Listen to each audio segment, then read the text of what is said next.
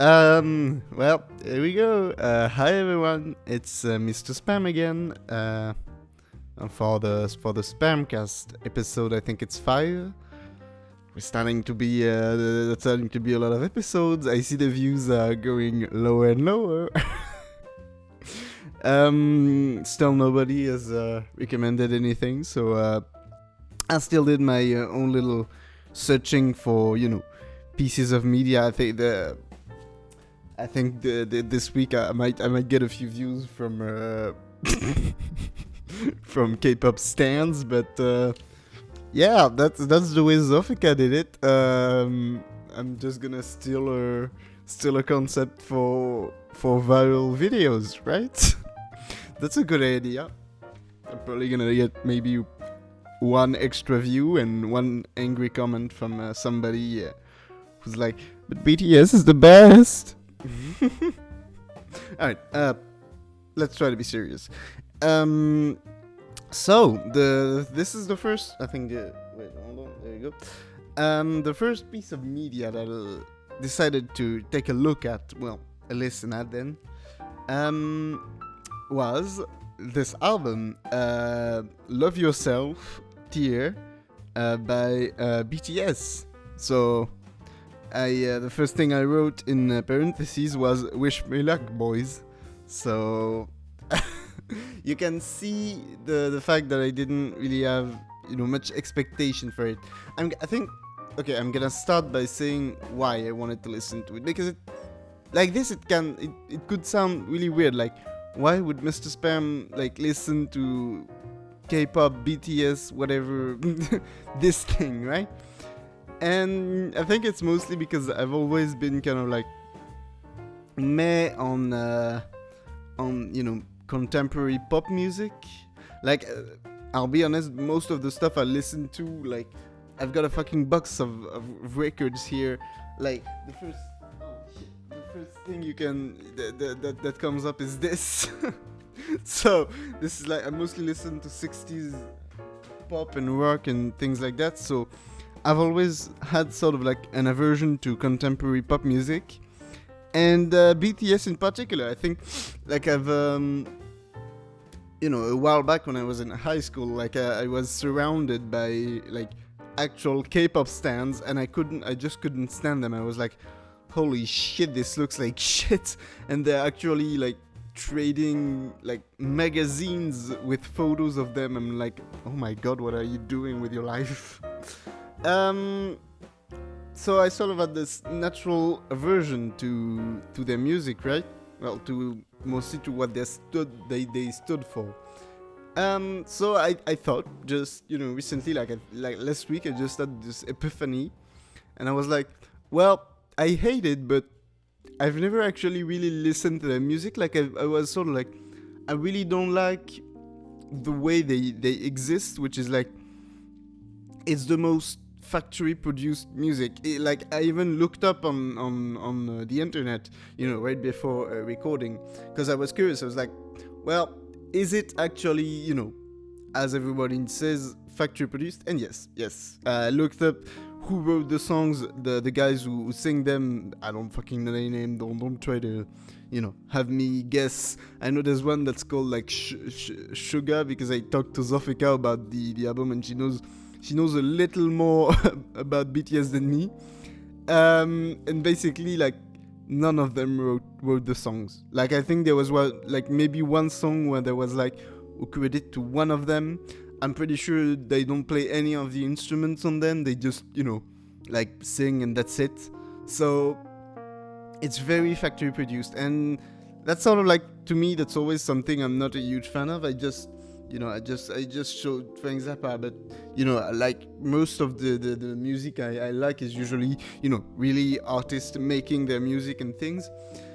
So yeah, I have a problem with what they stand for and what they are, but well, I wanted to see, well, can I stand their music, right?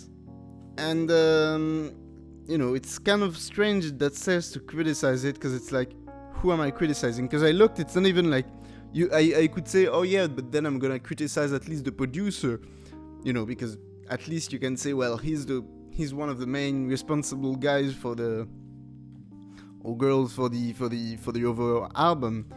But then I looked up and there's like a different producer for every song, and I'm like, how am I supposed to even criticize that then?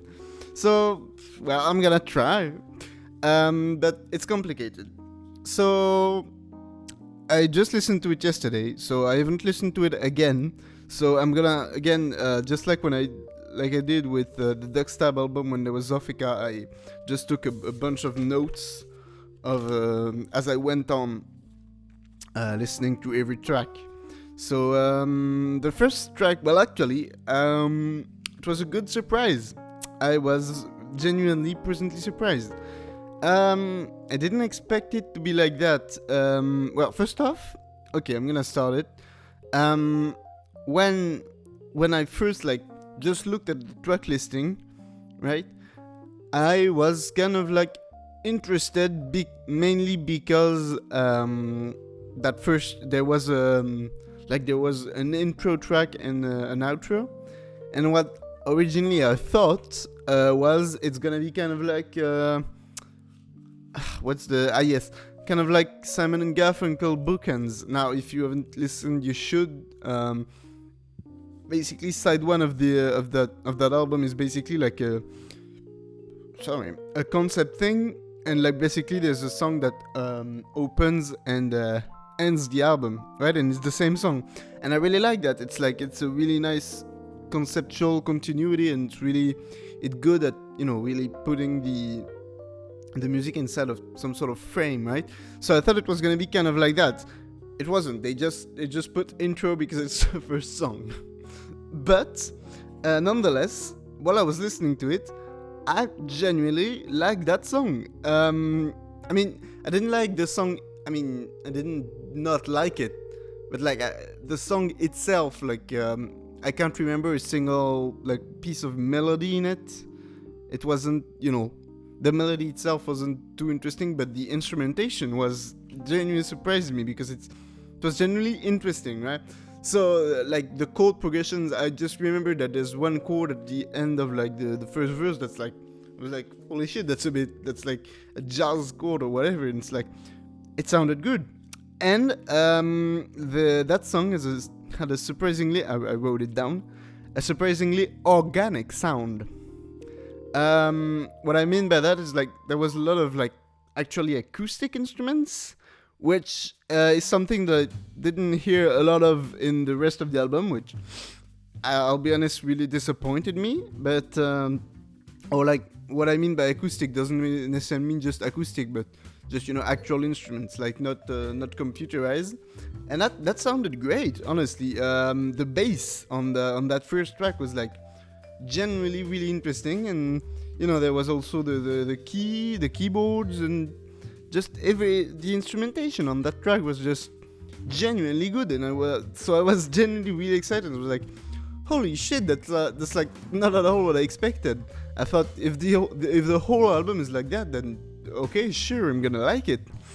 And then there's the second song, which is apparently the lead single for the album, which was called Fake Love. And I wrote down, and I think that's generally still what I think. It was just exactly what I expected first when I came into the album, and that was kind of a big disappointment because it was just a pop song. I don't even really know what to say about it. I still can't explain exactly what I don't like. Well, first off, okay, I'm gonna start with the first thing that shook me about it, that really I noticed it instantly, which is the mixing is weird, and I think that's just a problem with a lot of pop songs. But on the first track it was okay. The whole spectrum of different frequencies and everything was sort of balanced, but in this song it was just all bass, and I don't understand why. There was interesting, there was interesting guitar tones and everything. There were different instruments that could be interesting, but they were all sort of drowned out in the bass.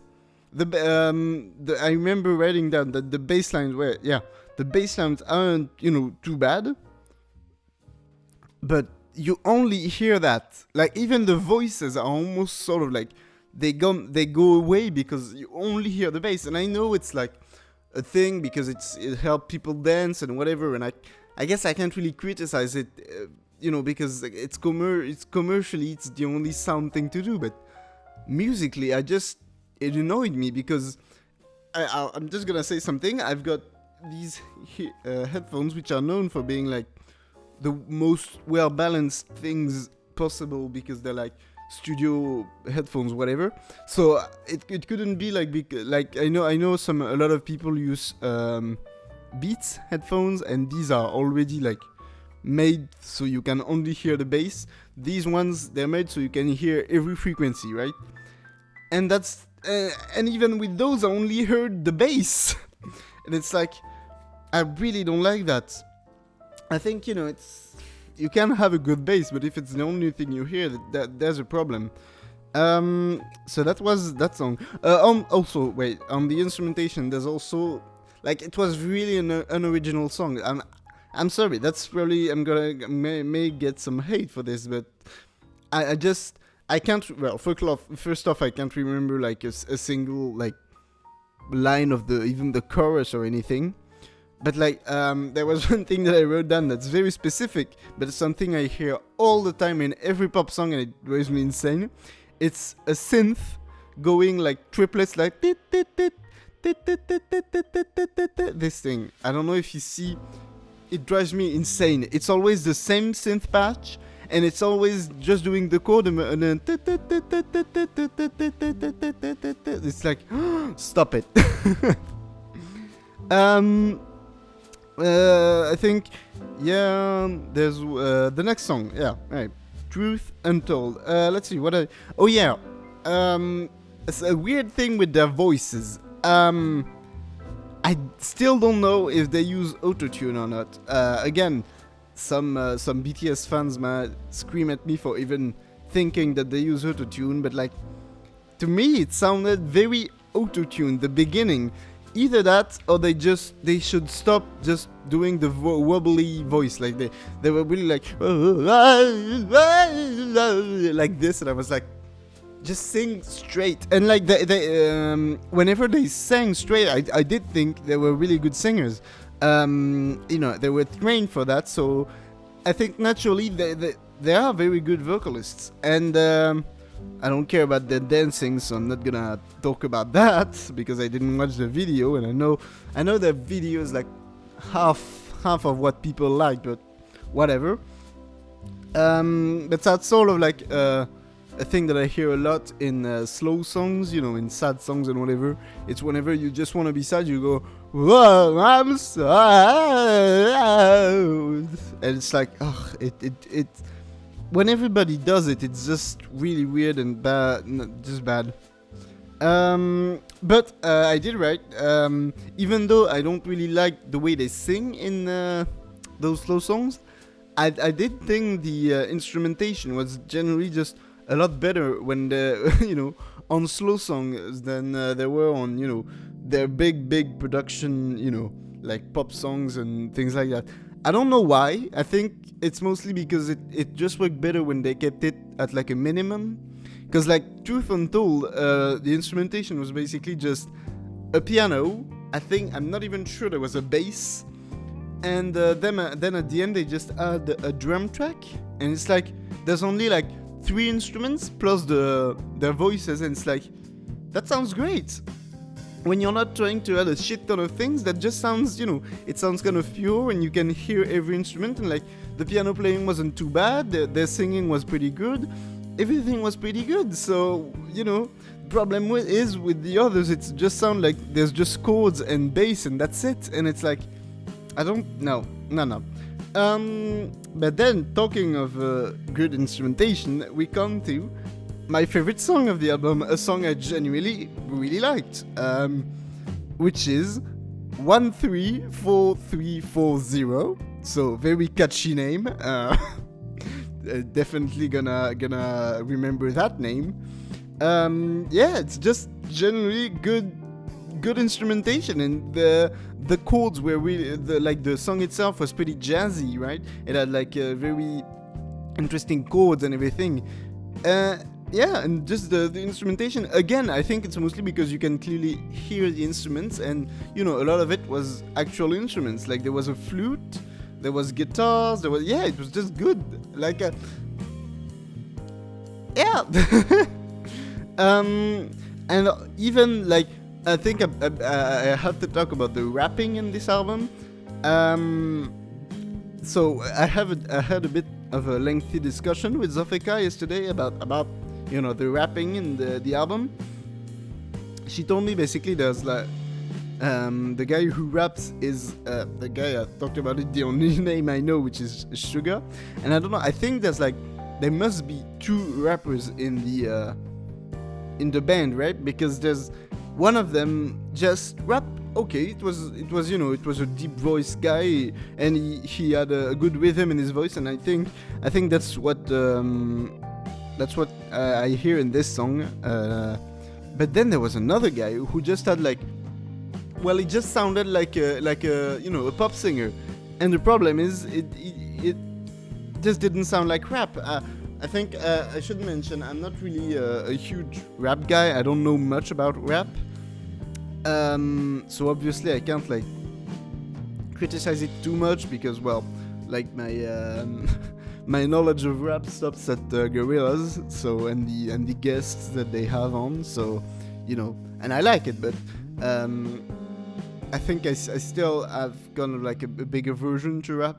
I don't have anything against it. I'm not gonna start saying the argument that rap isn't music or shit like that, because I think that's bullshit, and rap is 100% music. It's just a different kind of music, and a different kind of music that I'm not really a huge fan of, so whatever.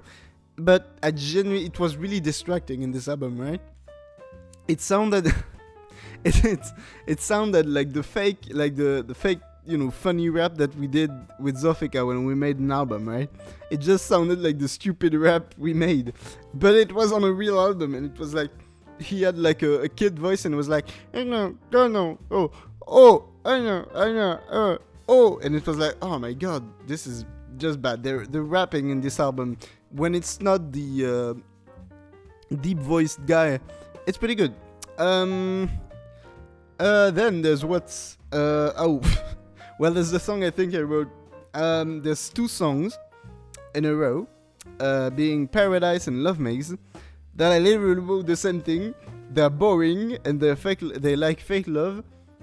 Yeah, and there's nothing to say about them. I think, I'm just gonna repeat what I said about, fake love. It's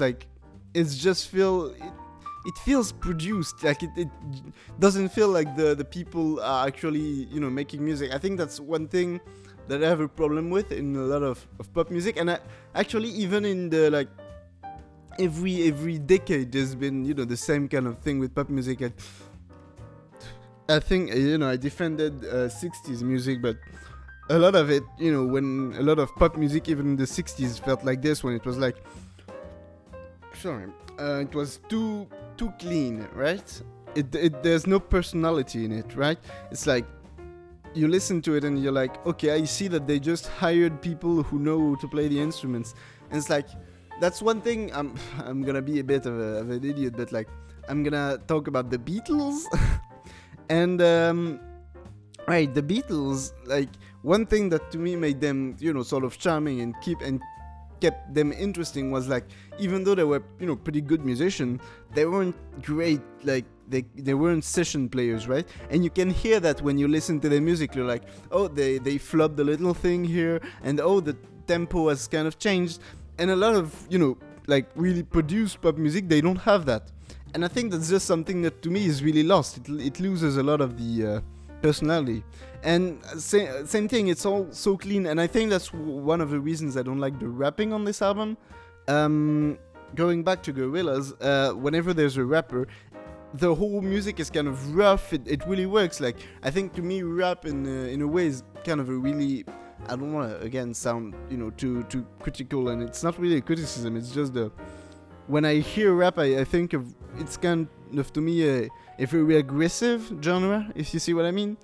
I'm not saying everything has to be aggressive, but the way I heard it, it seems to be a very aggressive, which is an interesting thing.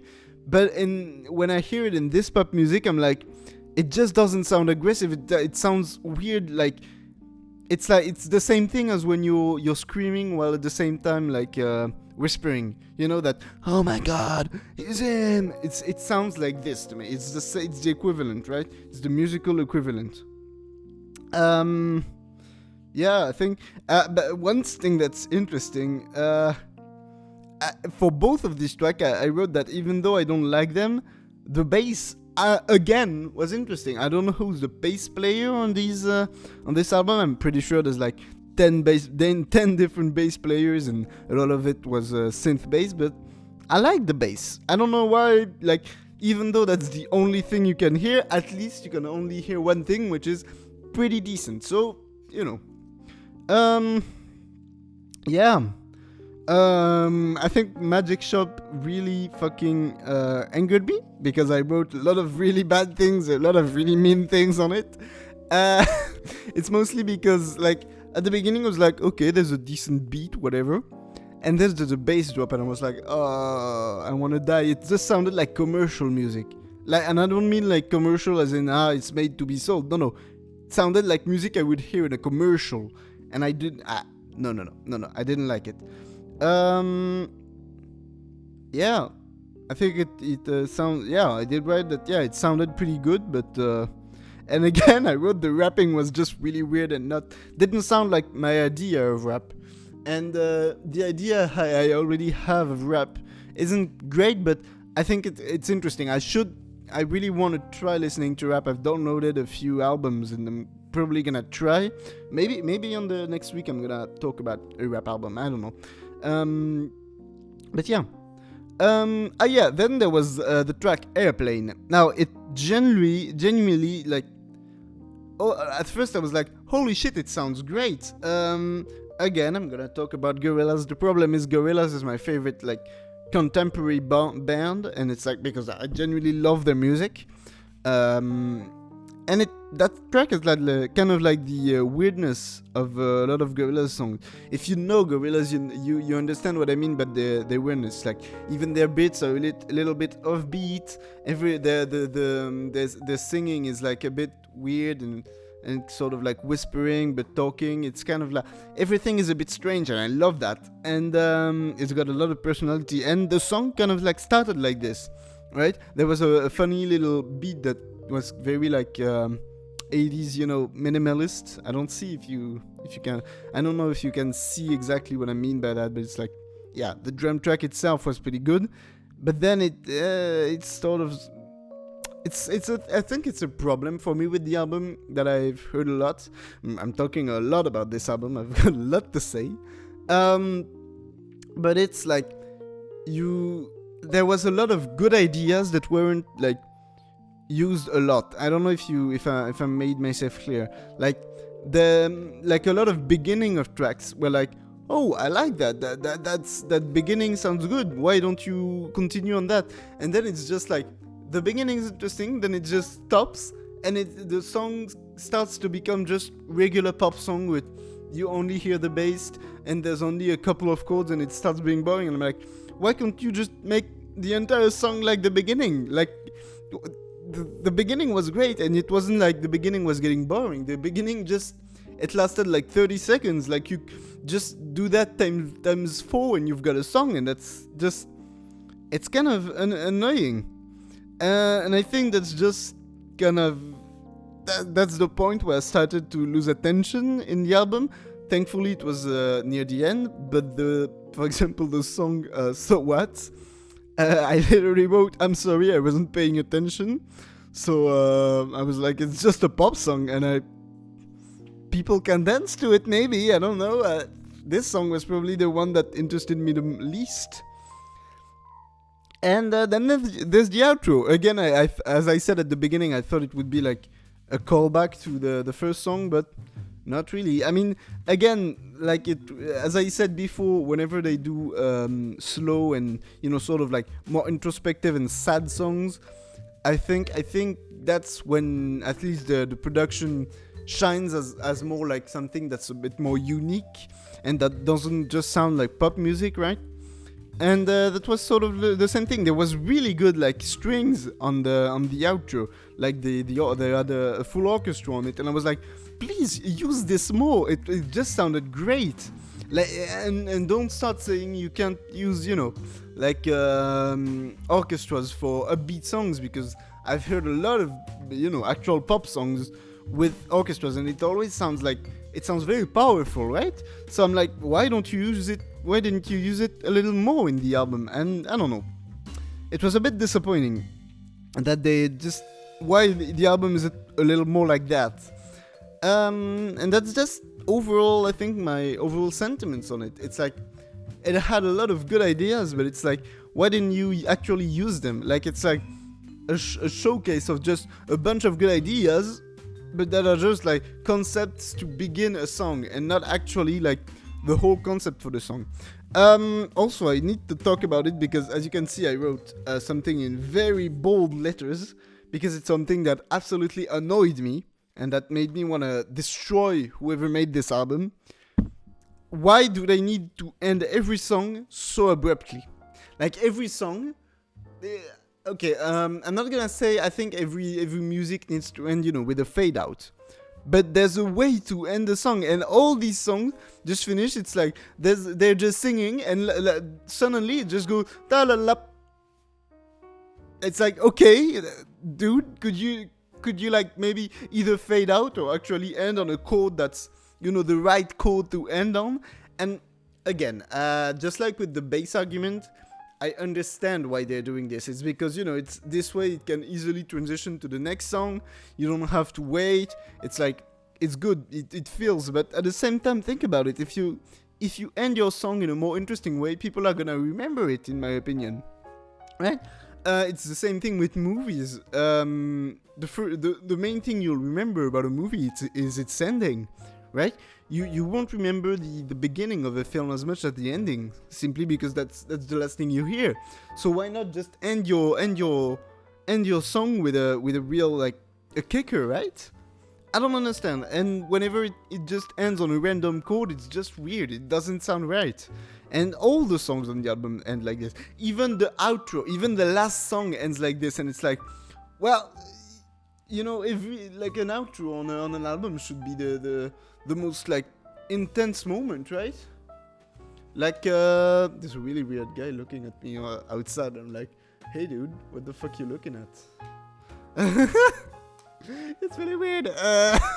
But yeah, logically, like thinking about it, my favorite outro of any album is the outro for again, talking about the Beatles, it's the outro for Sgt. Pepper's. Now, if you've never heard it, the last song is A Day in the Life, and the way it ends is like there's an orchestra that just rises up, and then just there's a huge chord that just descends, and it's like the longest fade out imaginable. It's like a minute of fade out, and it's like, that's an amazing way to end an album. It's like, it's grandiose, it's epic, there's a huge chord, and it's like, great!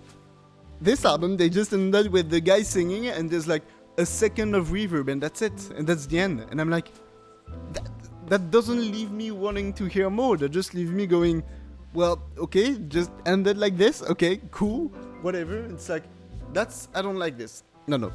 So, my verdict, well, okay, so I didn't, as you can see, even though I'm still not a stan or a fan, I don't remember what it's called. I think I still would, recommend it if you like that sort of music. If you like pop music, I think that I've heard much worse. To be honest, even though I didn't like it, I know, like, I've heard in my life, like, things that I thought were genuinely really bad. This wasn't, I wouldn't say this is bad. I'd probably give it like maybe like a 6 out of 10. It's not a bad album. It's just a decent, it's a decent thing. Like the instrumentation was interesting. The songs were in the worst. Yeah. If you like pop music, I think it's pretty decent pop music. I just not for me. And also just stop with the rapping. Stop with the rapping, guys. So yeah, I guess that's all I had to say. Well, I'll take a little break and see what the fuck that weird fucking guy is up to. And well, I'll see you afterwards. See ya. All right, the weird guy is gone. He was just waiting for his friend. That was my review of BTS. And now I guess I'm gonna get into my second piece of media, which you can already see, and this is a pretty iconic image, so maybe you've already guessed what I'm talking about, which is the movie Little Miss Sunshine. So, it's an interesting movie for me, mostly because it's a film that I remember watching a lot when I was a kid, and obviously it's a movie that stars children, and I'm like, holy shit, it's gonna be great, it's gonna be for me. It's not a movie for children, and I don't know why I watched it when I was a kid, why my parents thought it was okay, but because it's a movie that deals with like depression, suicide, and death, and and like pedophilia for some reason also, so I don't think it was right for me to watch when I was young, but nonetheless, I watched it and decided, but I haven't seen it in like years, I should watch it, because the thing is, it's like, I've heard a lot about it on the internet, right? About how it's supposed to be genuinely great movie, and I was like, well, great, I just want to listen to that now. I just want to watch it, because I'm like, did I genuinely watch like a masterful movie as a kid and just didn't notice, or did I just not know about movies when I was a kid?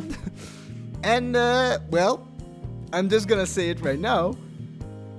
It's amazing. I love that film, and it's like genuinely I've been thinking a lot about it, because I'm like, this is genuinely a great film. Every aspect of it is like interesting, charming, and I don't even know where to start. Like, okay, so the story is sort of like about this kid who wants to be in a like beauty pageant, and her whole family goes with her to I think it's California or something, to be at that beauty pageant, and that's just the story. And it's like, the story itself doesn't sound interesting. It's like they just go on a VW bus and that's it, and stuff happens to them, right? It's a road trip movie, and it's like, I think I should start with all the actors. If I remember well, I think one of the actors won an Oscar. I don't remember which one. I think, oh yeah, it's the actress playing the grandpa. For some reason, he's the one who got the Oscar. Wait a minute. I'm looking up the IMDb for this movie. Yeah, right. So the actor playing the grandpa, Alan Arkin. There we go. I don't understand why he's the one who got the Oscar, if I'm being fully honest, right? He wasn't bad, but like, honestly, I think it sounds a bit overly, it may sound overly positive, but honestly, to me, every actor could have gotten an Oscar nomination at least. Maybe not the mother. I think she was probably the least interesting actress. Or the, but all of them, other than that, could have, in my opinion, gotten a best actor. I think even if I remember, because I'm still looking at the IMDb, and I think the kid who played the kid actually was Oscar nominated. So that's like, and it's really interesting because they all were nominated for supporting roles. Even though, so that's really weird because there's no actually leading role in the film. The film isn't about one person. I think it's what interested me. It's like a family movie in the sense that it talks about a family and not just one character, even though it might seem like it's about the little kid. No, it's about everyone.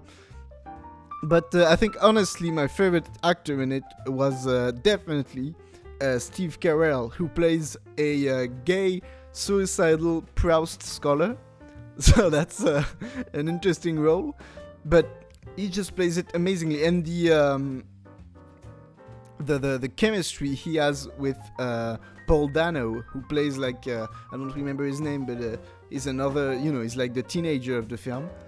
They have amazing chemistry. They're both like, the whole thing is like, the whole movie is sort of like in duos, right? Every actor is in duo. There's the father character who is always in duo with the mother. The kid is with the grandpa, and then there's the teenager with the uncle, right? And all of them have sort of like, they complement each other, right? The kid is really innocent, and she's with the grandpa who's like a porn addicted, sex addicted, drug addicted guy, crazy. The mother is very pessimistic, while the father is very optimistic and everything. And then there's the uncle and the teen. I really need. Hold on, I'm gonna again try to figure out what's his name. Dwayne. If you know that meme, you get nothing. But yeah, Frank and Dwayne, they just. Oh my god, Frank is basically a suicidal guy, and Dwayne is like plays like an emo teenager, and it just works so well. It's like Frank actually has lived, the bad things and everything, and Dwayne is like, there was like one really great scene near the end of the movie. Dwayne actually had like a whole like silence thing throughout the film, and like there's a huge scene where he starts talking, but whatever, I'm not gonna get into that. And like after that, they just have a talk at like the beach, and like Dwayne is like, I just wanna skip all the high school and all the bad stuff in the world, and Frank is like, you shouldn't, because it's like those bad moments form you. And it's a suicidal guy, telling him that, and it's like, it just works great. The chemistry just amazing. Honestly, I think I want to talk about Paul Dano, because he's one of my all-time favorite actors, and I don't understand why he doesn't have like, he's never even been nominated for an Oscar, and I'm like, how? He's been in a lot of great films. I think like his best performance, in my opinion, was in that movie about Brian Wilson, Love and Mercy, where it was generally just amazing. Like, especially if Brian Wilson, who was the leader of the Beach Boys. It's like I knew about a lot about it, and it's like he just plays him really well. It really feels like it was the same person, right? And it was great. And Paul Dano still hasn't been nominated for any Oscars or anything like that. He could have won it for this. I mean, he just plays the same thing. He plays the angsty teenager just so well. It's like, why hasn't he been nominated or winning or whatever? It also won the best Oscar for writing, which is completely deserved, because the whole thing is just very emotional. I think it's like, I don't know. The problem with when there's things I don't really like BTS, it's easy to say what I don't like, right? It's less easy to say what I like. I think it's just that this film has this charm throughout it, right? It doesn't feel like a big production thing. It's clear that it's more like an independent thing, and it's great. It feels like California, the movie, and the whole feeling. You can see, like, just for example, in the color, right, and the whole palette of the film, it's all yellow, and it's like, it just works well. Like every shot, just, it feels like there's the heat, but it's not like it's. I'm struggling. It annoys me because I'm struggling to talk about this thing that I genuinely love, and I don't know. I maybe I could talk about the music, which was interesting. It was like kind of like, it was a mix between actual film scoring, with like violins, and that's like the classic way of scoring a film, and it was a mix between that and more, I guess, pop folk music. Again, it kind of went along with the whole indie film feeling, right? It's like you get indie music with the indie film. It just, I think that maybe one thing that some people don't like about it, because I've started looking at it, it's kind of a very cliched thing. It almost, at points, almost feels like kind of like a bit of like a Wes Anderson feeling. If you see what it is, like it's a very minimalist way of filming and everything. But at least I think it's less self-aware than a Wes Anderson film. Wes Anderson films, they're always looking at the camera. The way they talk is very stilted and things like that. So I'm not saying it's a Wes Anderson film. I think it's more like in the humor and, you know, in the whole visual aesthetic thing. It had a lot of Wes Anderson thing. Even in the music, as I said, Wes Anderson. By the way, I love Wes Anderson, so I don't want you to think it's like a criticism, but he often uses a lot of pop music in his film. It's like that's also something you can hear in this one. So that's why I think there's a lot of, you know, resemblance in the style of the styles of these two films. I didn't say any particular Wes Anderson films, but, you know, there's the style of Wes Anderson films and this. So just the performance should all win something. Like it's strange. It's just a perfect family movie. I don't understand. I don't have memories of watching this with my family, which is weird. I only have memories of watching it alone, and it's like, I think as a kid, like most boys, I was just really interested in cars, and I was like, oh, the BMW van is really cool, isn't it? And I'm like, now looking back, I'm like, why was that the most interesting part of the movie for me? Like, I remember having drawn, like, you know, this van and shit like that, and I'm like, I always had a weird thing for cars. Like, also this week, but I didn't want to talk about it, I rewatched the Wallace and Gromit movie, the thing where a rabbit or something, and it's the same thing. There's a car in this movie, and I was just obsessed with that car. Like they use some sort of like blue van and things, and same thing, I used to draw it everywhere, and I was like, I love that van, and I don't care about the rest of the movie. And I'm like, why was I like this as a kid? It's the same. I mean, it's the same thing when I was as a kid. Like, one of my favorite movies was Titanic, and I wasn't interested in the story. I was just interested in the boat and like the huge ship they were on. And I'm like, okay, so why was I interested in vehicles or something like that? It's weird when, like, and we're watching it. Really, as I said before, my main like interest in the film was the character of Frank, which mostly I just thought was the most interesting. I always have like, and it sounds really stupid right now, but I've always thought characters, you know, suicidal characters, when done well, can be just absolutely interesting, because there's always something, you know, fascinating about why did they do it, or things like that. And the character of Frank, I think that's another thing. I think this movie is really a lot about evolution of different people. Every character goes to some sort of like very interesting arcs.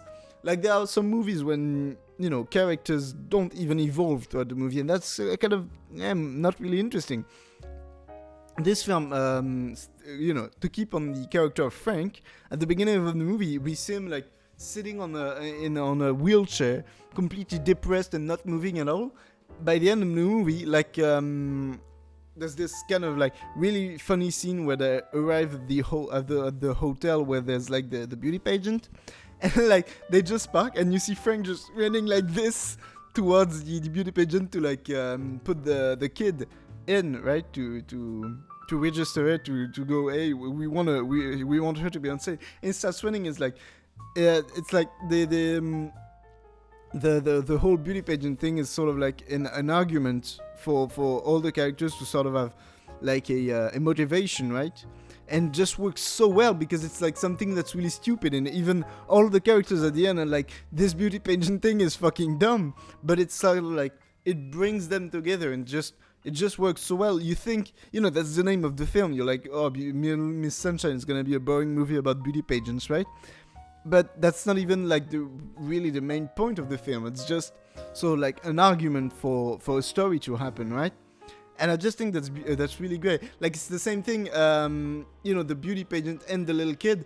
When Dwayne is starting to go on depression because he's colorblind and he can't like pilot a plane or whatever, it like the beauty pageant serves as a way to sort of bring him back to happiness. Like, well, if I can't be completely happy, at least I can let my little sister be happy and whatever. And so it's just a great sort of, I don't want to say redemption arc because it's not redemption, but just complete changing of personality, right? All the characters completely change throughout the movie. I think the only character who really didn't evolve is the grandpa, but he just died at the end, right? He just dies in the middle, and that's actually another reason why I don't understand why he got the Oscar. He just dies, like he's in half the movie and then he's just not there. I mean, I'm not saying, you need to be in the whole movie to give a great performance, and he wasn't bad in the movie, not at all. But I just don't understand why he, out of all the actors, won it. I know I already, ranted about it at the beginning of the review, but it's like, I really don't understand. It's really weird. The father, at the beginning of the movie, is like, he's kind of doing a whole book on optimism and how you need to be a winner and whatever. It's the worst character. Well, I'm just gonna talk about the father because I remember as a kid, again, the father being one of my favorite, characters of the whole film. And I think in this film, I really saw how much of a despicable person he was in the film. Like, it's really weird that I like this character as a kid. I think it's mostly because he's got some of the funniest, moments of the film. Because it's like, as a kid, you want, like, he's the one who swears a lot, and you're like, oh, it's funny, right? But it's like, now I just saw, like, at the beginning, he's just a fucking asshole. Like, he's literally criticizing Frank for having committed suicide. And he's like a bit of a homophobic guy because Frank is gay and whatever. And he's like, oh yeah, no, you shouldn't talk about this. And he's like saying that her daughter is fat and everything. It's like, oh my god, dude, you're a fucking asshole. And I think it's also why he's one of the... Now, even though I hate the character himself, I think he, at the end, becomes one of the more interesting characters, right? Because you discover why he's like this. And, then there's the whole thing of like, his life is slowly falling apart, so you understand why he's, going really bad. And yeah, like, I think that's what makes him an interesting character. When I said, worst character, I didn't mean like, he's a bad character, because he's a great character, but it's just, I think it's meant to be that you're supposed to hate him, right? Like, I think they just built him so, like, at the beginning you hate him, so that when at the end you see everything go bad for him and everything, you're like, well, that's great, it just evolved. And I think that's the thing with all of the characters. All of them, they begin as something completely different from the end. It's like, it's just beautiful. It's very, parentheses, very emotional, 100 fire emoji, whatever. But, yeah, a lot of emotion.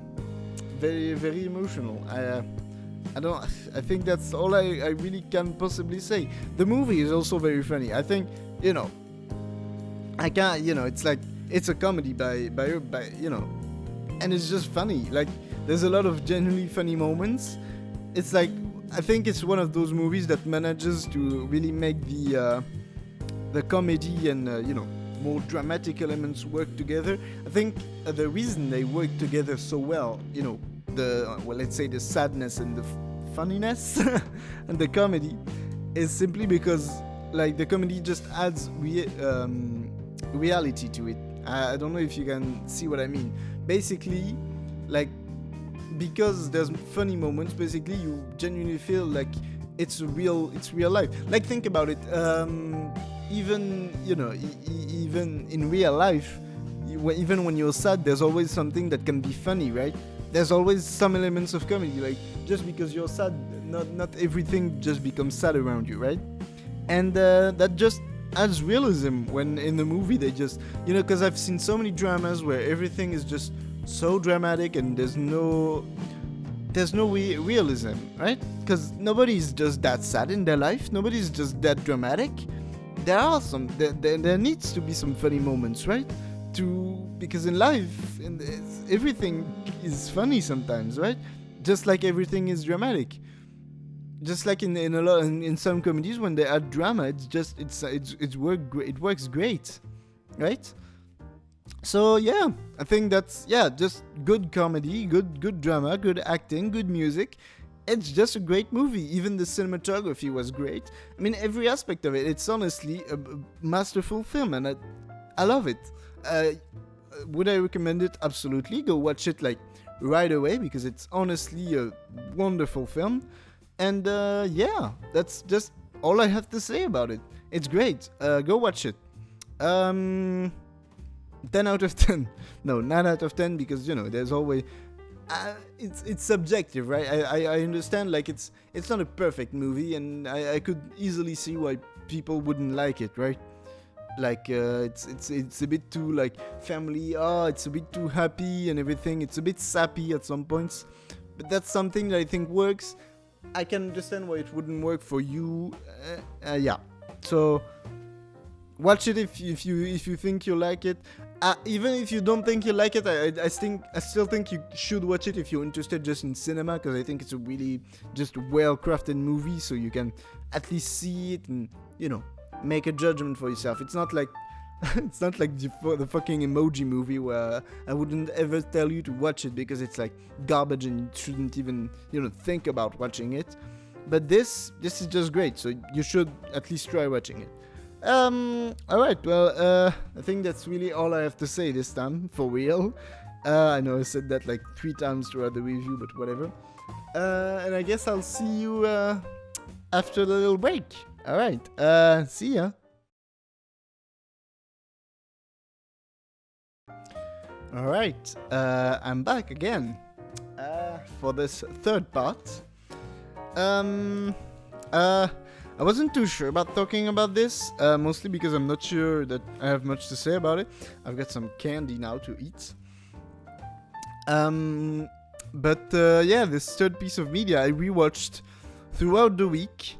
I rewatched the entirety of the IT Crowd. It's probably going to be very distracting, is it? We're going to make the whole show a little longer if I eat. I'm going to be ASMR now. Jesus Christ. So the whole show is on Netflix, and I'd already seen it like 3 times, so I know pretty much everything by heart. And I was just looking. I talked about it on the Evangelion first episode, actually. I'm sorry. About how I watch TV shows while I'm eating, right? When I'm while I'm cooking, and then while I'm actually eating what I cooked. And it's like, I'm really sorry. maybe eating candy isn't the best idea for a podcast, but well, fuck it. And I just thought, well, I'm gonna rewatch this, and I was kind of surprised at how much it didn't sound repetitive to me. Like, I think my fear was more like I'm gonna get bored because I've seen every episode, right? And I was like, well, I know every joke by heart. And I did, but I think it's just a very rewatchable show. I'm gonna stop eating candy now, because this clearly doesn't work. And I keep stopping myself. There we go. I'm sorry. So yeah, I just think it's a very rewatchable show. The humor is great. The reason I kind of wanted to talk about it was more to talk about those differences about British and American humor. Now, the piece of media I talked about right before, Little Miss Sunshine, right? It's a very American thing of humor, and I mentioned at the end about how it's very sappy at the end, and everything ends well. And I think that's sort of, to me, the main difference between British and American humor, right? I think British humor is a lot more like, Steve Carell's character. It's very pessimistic. British people like to make fun of, other people. Like everything ends badly in the IT crowd, right? It's always there's something that happens, and then they just end up being in a shitty place, and it's like, well, everything just ends badly, and everybody starts making fun of them, and they make fun of how they're in like dead end jobs, and it's like their life is like really going badly and everything, and they just love making fun of this, and it's like I just don't think it's the American humor. They don't like the idea that somebody's life could go badly, right? I think I heard one time I still haven't watched The Office, but I heard there's a lot of differences that are sort of like this in The Office. Well, like the British versions British version, likes to sort of like make fun of the people, where sort of like, I think, British people like to make fun of some of people, while American audiences more like enjoy having fun with people, right? Like enjoying a good joke with somebody else. I should really watch The Office. I think that's gonna be my new eating show, right? So I just think, they just like making fun of people, British people, and that's sort of like the main thing about the IT crowd. It's just all of it makes fun of like office life, kind of like in the same way that Agretsuko did. We talked about it with Zofika, and it's one of definitely my favorite shows. And it's like it has a kind of charming way of doing it, but it's completely different humor, right? But it makes fun of, like, it's interesting, right? Because I think that's like the show is clearly sort of like directed to I guess nerds, if that's really a word I could use, mostly because of the subject matter, and that's most of my friends are kind of like that, and they're the ones who told me to watch this, so I might be kind of like this. But at the same time, even though that's for that specific, sort of like target audience, at the same time they make fun of the target audience. And it's the same thing with Monty Python, right? They're sort of like the most probably popular British comedy group, of all time. And it's like, even though their target audience is like a lot of like kind of I don't really know what like it's a lot of middle class, I think, of people who watch. I don't want to start, talking about class divide and shit like that. I'm not fucking here to talk about politics. But, it's just making fun of your target audience, right? And Monty Python, they just made fun of Britain. Even though, Britain was like the number one audience. I remember watching a great interview with Graham Chapman, who was one of the Monty Python. And he just said we made fun of the BBC, even though the BBC was, the channel we were on, right? They make fun of the channel they are on. I always love this when, creators make fun of their own, platform of sharing, right? Like movies that make fun of the movie industry and things like that. To me, it's just a very self-aware action, right? And the IT Quad does that as well. Just not as much about TV. I think there was the last episode of the series, which is like a, like most series, they end with like a really long double episode. It's like a double feature. And this one, they just made fun of how, it's like the whole sort of like, oh, it's always the same thing happening to us. And it's like, I didn't really like, I think I'm gonna say I'm not, the last episode I really don't like, mostly because it's clear that they just sort of like, they just make a lot of references to previous episodes, and that's it. It's just there to sort of remind you. I think Moss is looking at me in disdain at me criticizing one episode, but whatever. Fuck you, Richard Ayowadi. But yeah, in this, I think it's always also about playing it straight with British, comedians. Like if you think about Monty Python, they do really like batshit insane things, stupid things, but they always play it like it's real life, right? Like they're very serious people and everything like that. And it's the same thing here. It's like, even though it's, completely crazy things happen, they act as though it's like real life and it's normal and everything like that. I think it's always something that grounds it in reality, and I think that's just something that works great. Yeah.